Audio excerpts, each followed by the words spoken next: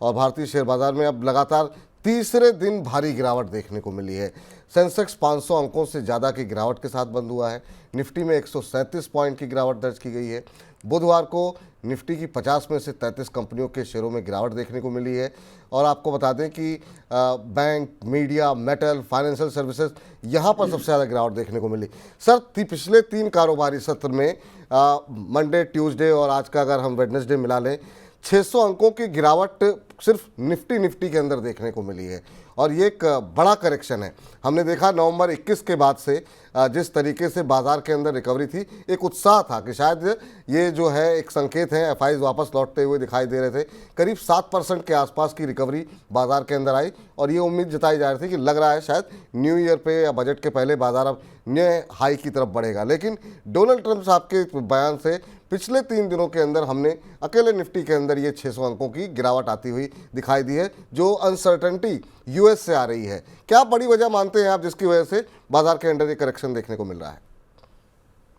एक तो मुझे लगता है कि बाजार में जो थोड़ी सी जो थरथराहट आप देख रहे हैं, ये शायद फेड रेट कट के मीटिंग को लेकर भी हो सकता है। तो ये एक तो बड़ा रीजन ये मुझे लगता है।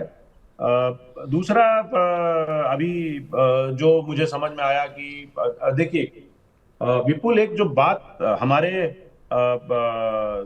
लोग जो नहीं समझ पा रहे हैं वो ये कि आप ये देखिए एक वहां पे वहां के जो ट्रेड मिनिस्टर जिसको अभी अपॉइंट किया गया है, वो उन्होंने जो बात कही है वो ट्रंप की बात को ज्यादा समर्थन करता है। तो इस बात का एक मैसेज ये जा रहा है शायद कि ट्रंप अकेले नहीं जो इस तरह की बात करते हैं, मतलब अगर वहां की सरकार और सरकार में जो कल को मंत्री होंगे वो सब एक तरह से मतलब बड़ा सिम्फनिक बिहेवियर उसमें देखा जा रहा है।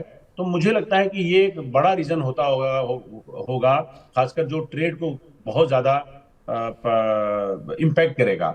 मैं पिछले 2-3 बार से ये बात बोल रहा हूं कि ऐसा करके आप अमेरिका में इन्फ्लेशन बढ़ा रहे हैं, ऐसा करके आप जो अमेरिका का जो बाहर इन्वेस्टमेंट लगा हुआ है आप उसको लिमिट कर रहे हैं, ऐसा करके आप डोमेस्टिक मार्केट में भी बेचैनी बढ़ा रहे हैं। मुझे लगता है कि ये अगर इन्वेस्टर्स के हित में नहीं है, अगर इन्वेस्टर्स नर्वस है, हिंदुस्तानी मार्केट से पैसा निकालना चाहते हैं, तो वो अमेरिका के लिए सही नहीं है। बिल्कुल सही कह रहे हैं सर। और जरा हम अपने दर्शकों से कुछ एक नंबर शेयर कर दें। पिछले जो 2 दिन के अंदर जिस तरह की बिकवाली हुई है, 16 दिसंबर को 278 करोड़ की महज बिकवाली रही, तो इस तब भी हल्की बिकवाली थी। 6400 करोड़ की बिकवाली सर 17 दिसंबर के अंदर की गई। और आज के जो नंबर्स हमारे सामने जो देखने को मिल रहे हैं, कल और आज में अगर हम देखें तो करीब करीब जो है 7700 करोड़ के आसपास की बिकवाली हो गई। क्योंकि आज के जो नंबर्स हैं कैश मार्केट में जो बिकवाली हुई है वो 1300 करोड़ से ज़्यादा की बिकवाली विदेशी निवेशक करके गए हैं। तो ये नंबर्स आपको लगता है कि सर चिंता के लायक हैं बाजार की स्थिरता के लिए? विपुल, मैं अभी इस निष्कर्ष पे इतनी जल्दी नहीं पहुंचूंगा। मैं देखूंगा अभी कि 2 दिन मार्केट में कैसा बिहेवियर रहता है। अगर इसी तरह से अफरा तफरी रही तो शायद मेरे ख्याल से एक बिगर पिक्चर का एक ठीक को रिफ्लेक्ट करेगा। अभी फ्राइडे तक शायद एक बड़ा पिक्चर आपके सामने आएगा। तो मेरे ख्याल से उसके पहले बोलना थोड़ी सी जल्दबाजी हो जाएगी। आप एक नाम जो मैंने बोला, मैं नाम अभी भूल रहा था, थोड़ा टेढ़ा सा नाम है, हावर्ड लुटनिक। ये इन्होंने जो बोला ट्रंप के बाद की reciprocity would be the key, the behaviour will be same in the case of India, in the case of Brazil, we will reciprocate in the same manner. तो ये जो है वहां के चुने गए ट्रेड मंत्री कह लीजिए, वहां ट्रेड सेक्रेटरी बोलते हैं, चुने गए मंत्री होंगे। तो ये इनके बोलने से मुझे लगता है कि ना एक बड़ा डबल डाउन हुआ है मार्केट सेंटीमेंट, जो मुझे पर्सनली समझ में आ रहा है। बिल्कुल। चलिए, लेकिन इन सब के बीच में सर हमने मार्केट एक्सपर्ट से भी बातचीत की ताकि हमारे दर्शकों को एक क्लियर व्यू मिल सके इस समय बाजार में क्या करना चाहिए, क्या नहीं करना चाहिए, बाजार की दिशा आखिर में जा किस तरफ रही है। इसके लिए हमने बातचीत की बाजार के विशेषज्ञ मार्केट एक्सपर्ट अरुण मंत्री से, मंत्री फिनमार्ट के फाउंडर हैं। और जब हमने उनसे पूछा कि बाजार में अभी मौजूदा स्थिति में क्या स्थिति दिखाई दे रही है आपको, उनका कहना है कि अभी जिस तरह की स्थिति है उसमें आने वाले दिनों में उतार चढ़ाव जो है, वोलेटिलिटी बाजार का हिस्सा रहेगी। और उन्होंने कहा कि बहुत अग्रेसिव बाइंग जो है वो इतने वोलेटाइल मार्केट में मत कीजिए कि आज गिर गया तो तुरंत भर करके खरीद लेना है, ऐसा नहीं करना है।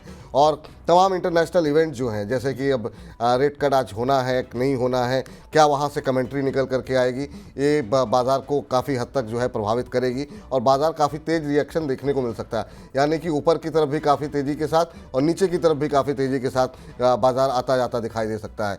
बाज़ार में सपोर्ट कहाँ पर है, ये जब हमने पूछा तो उनका कहना ये था कि 23,800 ये जो है निफ्टी के लिए एक बड़ा सपोर्ट जो है वो बनता हुआ दिखाई दिया। उसके नीचे अगर बाज़ार फिसलता है तो फिर एक बड़ी गिरावट की हम उम्मीद जो है या आशंका, उम्मीद तो नहीं कहेंगे, आशंका कहेंगे, वो बाज़ार के लिए हो सकती है। लेकिन ऊपर के लिए जो है अभी भी 24,800 जो कि पिछली बार भी क्रॉस नहीं हो पाया था, पिछली रैली में जो 6-7% की रैली 21 नवंबर के लो से देखने को मिली थी।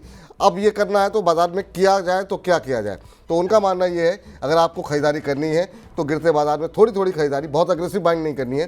बैंक्स, एफएमसीजी, कंज्यूमर ड्यूरेबल, ये वो सेक्टर हैं जहां पर कि आप बाइंग कर सकते हैं, इनका प्रदर्शन बेहतर रह सकता है।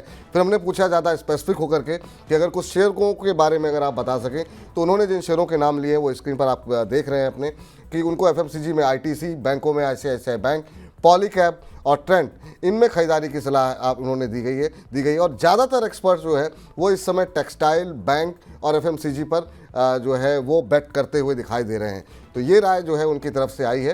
तो ये बाज़ार में अगर आप इस रणनीति के साथ करें कामकाज तो ज़्यादा बेहतर रहेगा। बहुत अग्रेसिव बाइंग जो है बाज़ार में अभी करने से बचें, थोड़ी सी क्लैरिटी, थोड़ी सी स्थिरता बाज़ार में आने का वेट करें। ये सलाह आप लोगों के लिए निकल करके आती है।